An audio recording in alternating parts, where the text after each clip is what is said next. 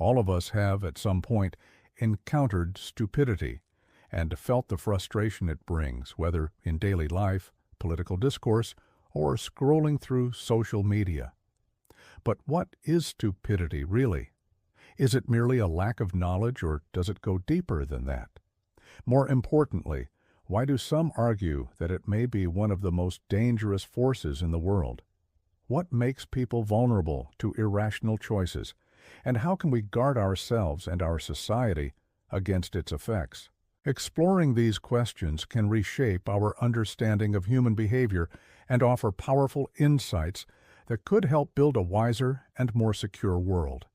In fact, in an age where new global challenges arise constantly, stupidity may very well pose the greatest threat to our collective survival.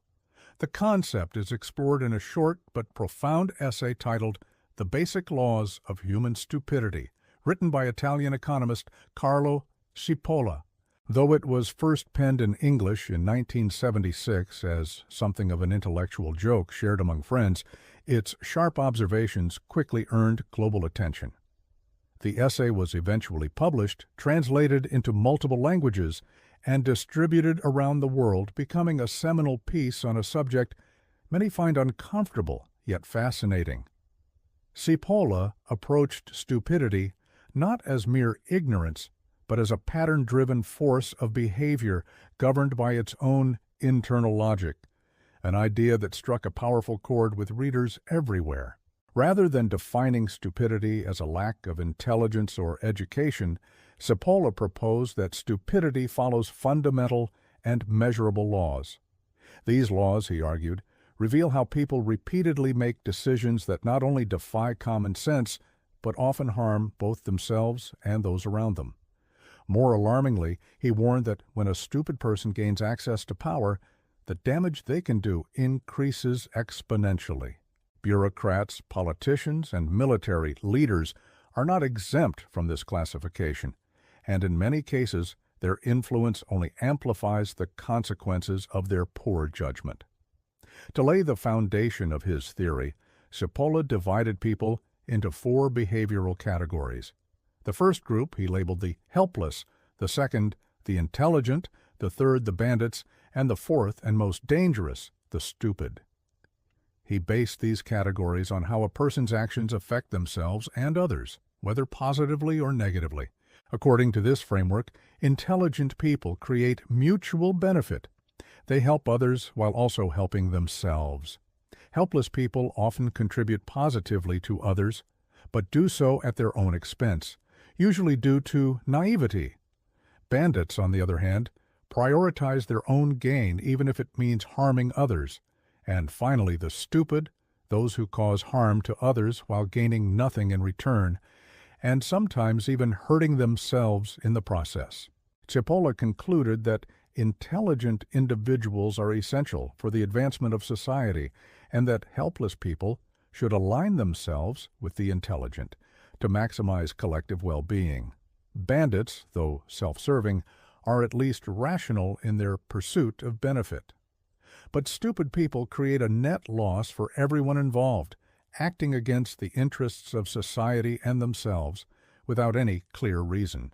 This makes them not only frustrating, but deeply dangerous. And while other groups can be understood and even predicted, the actions of stupid individuals defy logic, making them uniquely difficult to deal with.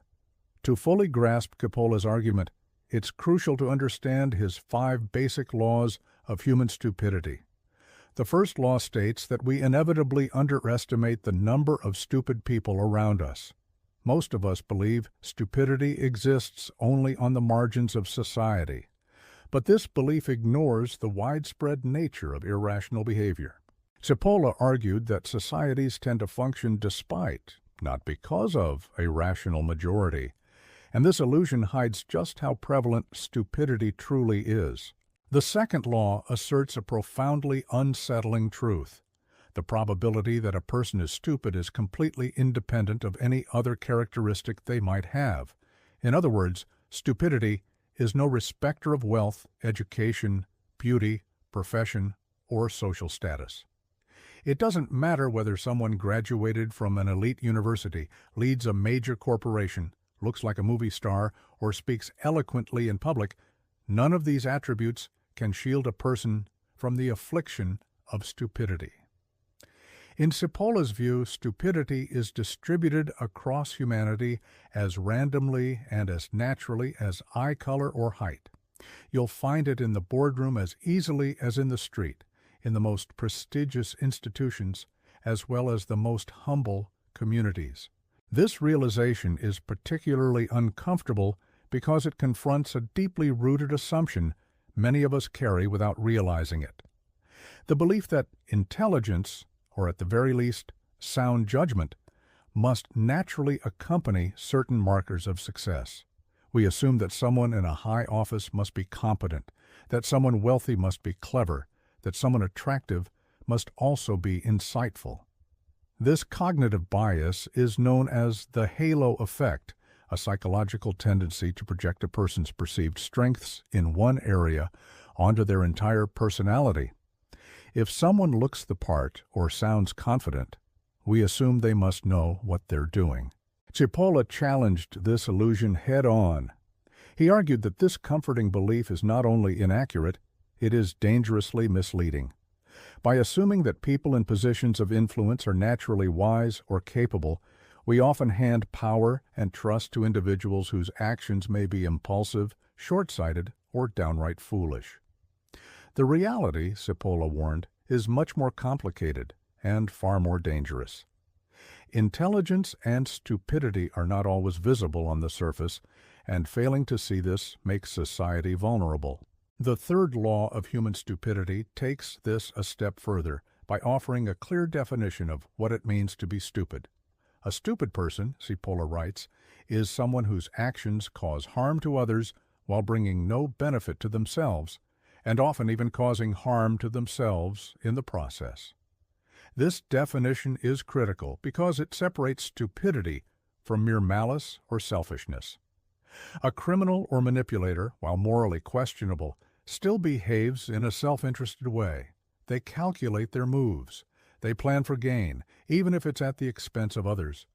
But a stupid person creates destruction without intention, logic, or gain.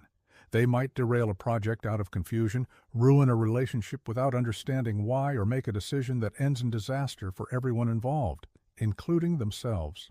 This kind of behavior is not rooted in evil, but in ignorance, and it is far harder to manage because it is unintentional and often invisible until it is too late. A malicious person can be watched, predicted, and sometimes even reasoned with. But a stupid person acts in a way that defies prediction and logic. They bring damage not because they choose to, but because they don't see or care about the consequences. This leads naturally into the fourth law, which might be the most cautionary of all. Non-stupid people consistently underestimate the destructive power of stupid individuals.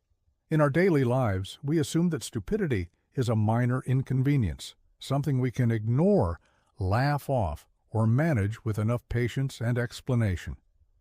But this underestimation is precisely what makes stupid people so dangerous. They are often allowed into systems, relationships, and institutions because others believe their irrationality is harmless. People think, he means well, or she's just not thinking clearly today. But this false sense of security makes intelligent, competent people vulnerable. When logic is used to anticipate behavior that is fundamentally illogical, it creates blind spots, places where unexpected harm can strike. In truth, the danger of stupidity lies in its unpredictability. Logical minds try to find patterns, motives, and reasons, but when someone acts without these, it leaves even the brightest people unprepared. And once the damage is done, it's often irreversible. An unthinking remark can destroy a fragile relationship. A careless decision can ruin a business. A reckless action in a position of power can destabilize an entire community. Cipolla's message is not to shame or isolate people, but to warn society against complacency. He invites us to take stupidity seriously, not as a joke or an insult, but as a real, measurable force that influences the world around us. He challenges us to look beyond surface qualities, to question assumptions, and to remain vigilant, not just about the malice we can see, but about the ignorance we often overlook. In a world increasingly driven by noise, speed, and appearance, the laws of human stupidity serve as a timeless reminder that wisdom lies not in judging others quickly, but in remaining aware that foolishness can wear many disguises, and its impact can be far greater than we expect. Finally, the fifth law declares that a stupid person is the most dangerous type of person, far more threatening than a bandit. A bandit, although self-interested and even harmful, acts with a clear purpose, to benefit himself, even if it's at someone else's expense. His actions are calculated, strategic, and, most importantly, predictable. You can anticipate a bandit's motives and possibly negotiate or prepare for the consequences of his behavior. But a stupid person operates with no such consistency. Their behavior is erratic, irrational, and often defies logic. They may harm you, harm themselves, and destroy value in the process, all without any gain or purpose. What makes this so dangerous is the complete lack of awareness or accountability. Stupid individuals are not driven by greed, vengeance, or personal ambition. They are driven by nothing at all, just blind, thoughtless action. And that makes them impossible to anticipate or neutralize. Imagine a person who breaks a priceless artifact not to steal it, but simply because they didn't understand its value. Or someone who ruins a carefully crafted plan, not out of sabotage, but because they never bothered to listen or understand it in the first place. These are not villains. They are loose cannons, and they exist in every sphere of life, from corporations to classrooms, from political systems to family units. Their impact can be devastating, especially when they hold positions of authority or influence. History is full of examples where the reckless decisions of ignorant yet powerful individuals have led to war, economic collapse, environmental disasters, and social unrest. The real danger lies not in their ignorance, but in their certainty, because a stupid person is often unaware of their own limitations and entirely confident in their misguided beliefs. As the saying goes, the problem with the world is that the intelligent are full of doubts, while the stupid are full of confidence. You might wonder why we react so strongly, so emotionally, to stupidity. The answer, in part, lies in how our brains process social and cognitive threats. Neuroscience shows that encounters with stupidity often trigger the insula, a region of the brain associated with feelings of disgust. This is the same part of the brain that activates when we smell rotten food, see poor hygiene, or encounter something infectious. The reaction is visceral because the brain sees stupidity not just as frustrating, but as dangerous, something to be avoided, something that could corrupt or contaminate. But it goes deeper than physical disgust. The insula is also involved in our moral judgments. It activates when we witness injustice, betrayal, or ethical violations. That overlap helps explain why encountering stupidity, especially when it causes harm, can provoke such strong emotional responses. We don't just view it as annoying. We see it as a violation of some unspoken social contract. When someone acts without logic or concern for consequences, it feels like a betrayal of the basic trust that holds communities together. So what makes people so vulnerable to irrational decisions, and how can we protect ourselves and our communities from their effects? The solution isn't to label others or retreat into elitism.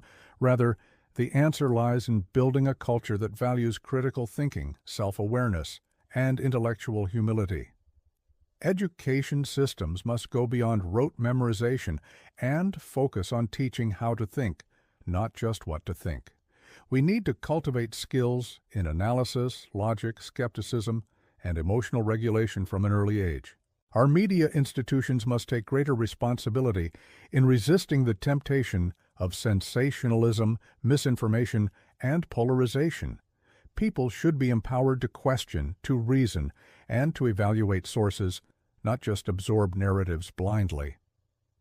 Social media has amplified the voice of the uninformed, often rewarding the loudest rather than the wisest. That trend can only be reversed through a renewed commitment to intellectual integrity at both individual and collective levels. At a personal level, it's essential that we learn to recognize stupidity not just in others, but in ourselves. None of us are immune to error or impulsiveness.